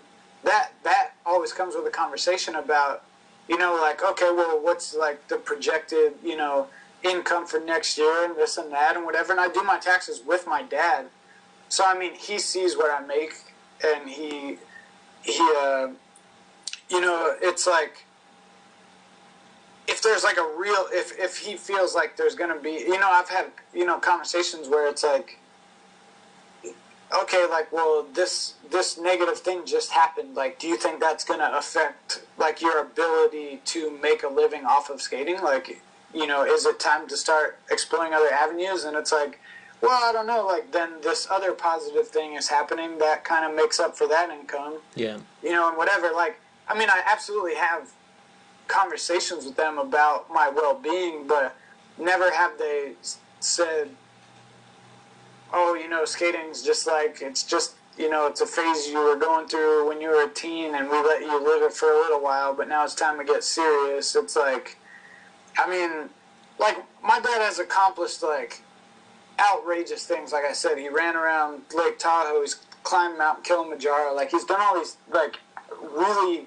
amazing feats, and like, he'll still say, like, when we're talking, like, you know, like, oh yeah, well, I don't have a, you know, a world championship or a Guinness record or this or that, and it's like, to me, it's like, well, yeah, but I mean, rollerblading's such a small thing, you know, it's not like, you know, I have, you know, a world championship in something that there's like 100 million people trying to get that, you know, so I guess I have a skewed vision of, you know, what I'm doing, but I mean, they kind of see all the positive. But I mean, even my mom was the one that told me about the test I could take to get out of high school, because, I was already sponsored and I was supposed to be going on like these tours, and she saw it as like something that could potentially get me like, you know, going really good, and she just asked my school if she could like sign me out for 2 weeks so I could go on a tour and get my schoolwork and have me do it while I was on the road. And they basically told her no, and that you would have to lie and say that he's in the hospital or like get a doctor's note or whatever. Yeah, so you didn't actually complete high school. You took a test to. I tested out of high school, so technically I have a high school diploma. Yeah. But I didn't. I only got 2.5 months into my junior year, so I missed like a year and 8 months of school or something like that. Your junior year, like what grade is that? That's 11th grade year. So I made it through all the way up to 8th grade, and the high school starts at 9th. So I went 9th and 10th, and then I started 11th grade and then tested out like right at the beginning. Nice. Like that was when things were really starting to take off. Yeah, things were starting to pick up. I was already making money. I mean, it wasn't much money. I think I was making like probably $300 a month from like 2 different companies. So I was making like $600 a month or something. But I mean, when you're 14 making $600 a month to do nothing, or not do nothing, but when it's seemingly coming out of nowhere because I'm having fun after school. Yeah, that's really not bad. Something to it. And they were telling, they would, and my parents were... I was making like $400 like washing dishes. Yeah, exactly. Like, that's ballin', Yeah, exactly. So my parents were really in communication with everybody I was around. Like before Brian Bell before I could go skating with him and drive in his car, he had to like come over to my parents' house and like talk to my mom for a half an hour before she let me like drive with him, and stuff like that. Like, so my parents were always really involved. So they were talking to all these companies, and these companies, were like, "Yo, we want them to go on this tour. It's 2 weeks long. We're going here, here, and here." And my mom asked like if she could get me out of school, and they basically told her she would have to lie and tell them it was a medical thing. And like my mom's like the most ethical person like in the whole world, and she like she would not lie to tell them that like whatever. And she at the time was volunteering at my sister's high school, and a girl at my sister's high school had taken this test to leave high school to go to college early. And so she basically told me like, hey, I know this test that you could take, and it'll get you the equivalent of a high school diploma, and like we're not telling you like that you can just fuck off or whatever. But obviously she didn't say fuck off, but she wasn't saying like, oh, this is like your ticket out of school and you don't have to do anything. She was basically saying like, we see that your school is holding you back from doing something, and we're giving you this tool to prove to us that you can do something with it, and God forbid it doesn't happen, and whatever, you still have a degree that you can go, or a high school diploma that you can go to college with. So she wasn't by any means just signing me out of school like, oh, you can't come, like drop him out right now and whatever, and not caring about my future. But she set me up to take this test where I could still go to college if it didn't work out, and like give me a real chance at it. And she gave me a real chance, and I really think that year and a half that I wasn't in school was like huge in the amount of progression I had, like, because at that time, like, that was like massive. Like, I was staying that was when I was filming VG20 and stuff, so I was like staying at Dave Payne's house, like hanging out with Randy Spicer, who was another one of my biggest idols when I was like a little kid. Yeah. So like that was when that was the most surreal moment, I think, of everything. Was like, holy shit, I'm not in high school and I'm hanging out with Randy Spicer every day. And like my motivation to get better just like went through the roof. Yeah, and I think that year and a half was like what basically is another thing that like got me to where I am today. Like, I think I could have gotten to a certain point, but I don't think I'd be where I am if like I had been in school that whole time. Yeah, that's amazing. That, like, for parents to have that much faith in you to pursue this crazy rollerblading thing and take this test and get out of school like that, yeah, that is really obviously that is one of the huge factors that made you who you are today and made you that good at skating. That's incredible. Yeah. That really is incredible. Chris, you're awesome, dude. Oh, thank you, man. This has been a really good time, and I've had a lot of fun just listening to you talk. Yes, I've been rambling a bit about certain things. No, it's awesome. That's exactly what this shit is about, is just going off and rambling and speaking your mind. I appreciate you too giving me an avenue to kind of like speak my mind about certain things, because like it's hard sometimes, like if you're doing like a written interview, to like, you know, like if you sit there and really like think about what your answer's gonna be or whatever, like, you know, it doesn't come out the way, it doesn't come off naturally, I guess is what I'm saying. So like it's cool to have an avenue that you gave me to be able to like actually speak my mind about a couple things and like in a natural environment. Yeah, I'm really excited about it. I feel like this is something that I've never heard from Chris Haffey. Like, I'm a huge fan of podcasts. I love listening to them. I love doing them, and I love the fact that they're long-winded. I love the fact that we've been talking for like a couple hours. It's not like a rush. Like, it's not like just a few questions with Chris Haffey or whatever. Like, most of the things that I've seen of you talking is really short and really condensed. Yeah. I'm a huge fan of podcasts, and I think this format of just talking with you for a long period of time is like, I've heard a side of Chris Haffey that I've never heard before. Yeah. Like, it's really exciting, and honestly, like, my expectations have been surpassed in terms of what you've had to say. Like, you're really articulate, and you're really good at expressing how you feel, and obviously you've lived a lot of really interesting experiences. Yeah, definitely. And it's awesome to talk to you. Yeah, thanks, man. It's been fun for me too. Yeah. Okay, my wife came and wrote something on a book, and I don't know what it means, but I'm just going to read it. I've been asking you all the questions. Is there anything you want to talk about that we haven't touched, that we haven't touched on, or anything you want to ask? No, not really. I mean, that's kind of the other reason why I was like really kind of down to do this, is because I'm like relatively quiet in terms of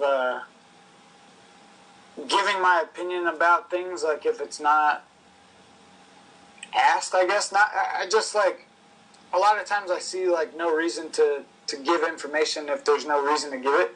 So I was kind of interested to do it to kind of see what type of conversation would come about.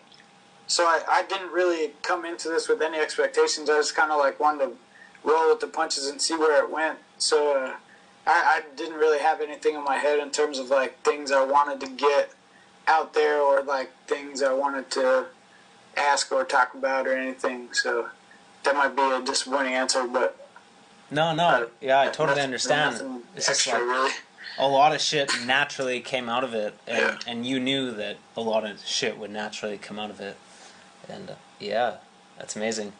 We should do this again. Yeah, I'd be down to. Yeah, we should make this a regular thing. I mean, it's awesome just to talk and just to. I mean, I think that's something that's missing in rollerblading, is that that exploration, that psychological exploration, and taking time to talk and explore different ideas. A lot of things feel rushed. It's like an edit that there's a really set criteria for, and it's really quick. Or I just love the idea of having something that's very long-winded, and so much can come out of it. Yeah. And like there's so much that you've expressed that I've never heard you talk about, and I love this format. I just think this. I'm a huge fan of the podcast format, the long-winded talking and just letting it fly, and it's cool because you don't feel the time need to just like jam an answer in like as quick as possible. It's not rushed. It's like you have time to just talk about it, talk about what you're thinking, and that's that's just awesome.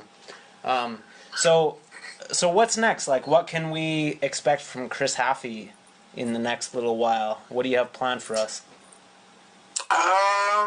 Right now, I honestly don't have a lot on the radar. Like the last probably 6 months before December was really, really busy for me. I was, on the road a lot. I think I was, the last 6 months, the last year was pretty nuts. Like, I was out of the country for 4 months this year, and, just on the road, constantly doing all sorts of shit. So, like, when I got home from France in December, I basically just, like, flipped the switch off. Like, I was just like, I'm going to chill out for a little while. I'm actually at home. I don't have any trips coming up, so I'm not trying to rush to, like, hang out with everybody at home before I leave again or whatever. I'm just going to chill the fuck out and kind of, like, reevaluate everything. So, as of right now, I honestly, like, started to kind of get back in the swing of things because AJ and them were out here filming for his video, but I didn't even really get anything done, but just having them here kind of put me back into the mindset of, like, thinking about what's next.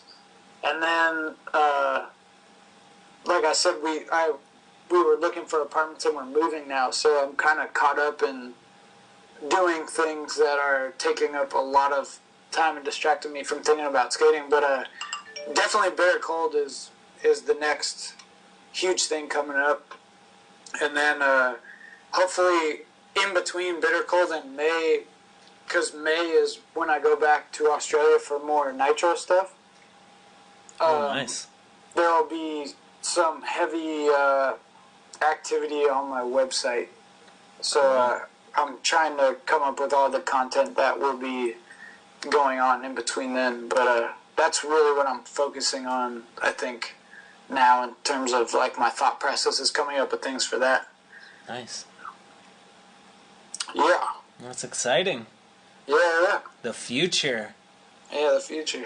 Dude. I just try to take things one day at a time, really, so sometimes it's hard when I'm trying to think about too much shit at once. Yeah, for sure. Yeah. Chris Haffey, you're alive. I am alive. You are alive. Yeah. This is exciting. Dude, this was so much fun talking to you. Yeah, it was a good time too, man. Yeah, man. Let's do it again. Let's talk again in another couple months. We'll see where you're at. Yeah, sounds good. Yeah. All right, well, thank you very much for reaching out to me and doing this. Yeah, no problem. This has been super fun, and I wish you all the best, and I can't wait to see what you're going to come up with next. Can't wait to see the next game of Blade. And man. Hopefully everything that comes from my direction is entertaining and keeps up with everything I've been doing. Cool, dude. Well, yeah. What? Anything else you want to say? Any shout-outs? No, I'm pretty much good. Just shout-outs to all the homies. They all know who they are. I got too many friends to the list. But shout-out to everybody. Thanks for giving me the opportunity to, speak in a forum of this manner. And have a good one, man. Cool. Well, peace out, Chris Haffey. Yeah, peace out, man. Thanks a lot. This was awesome. Lots of fun. Yeah. Talk to you soon. Bye. Peace.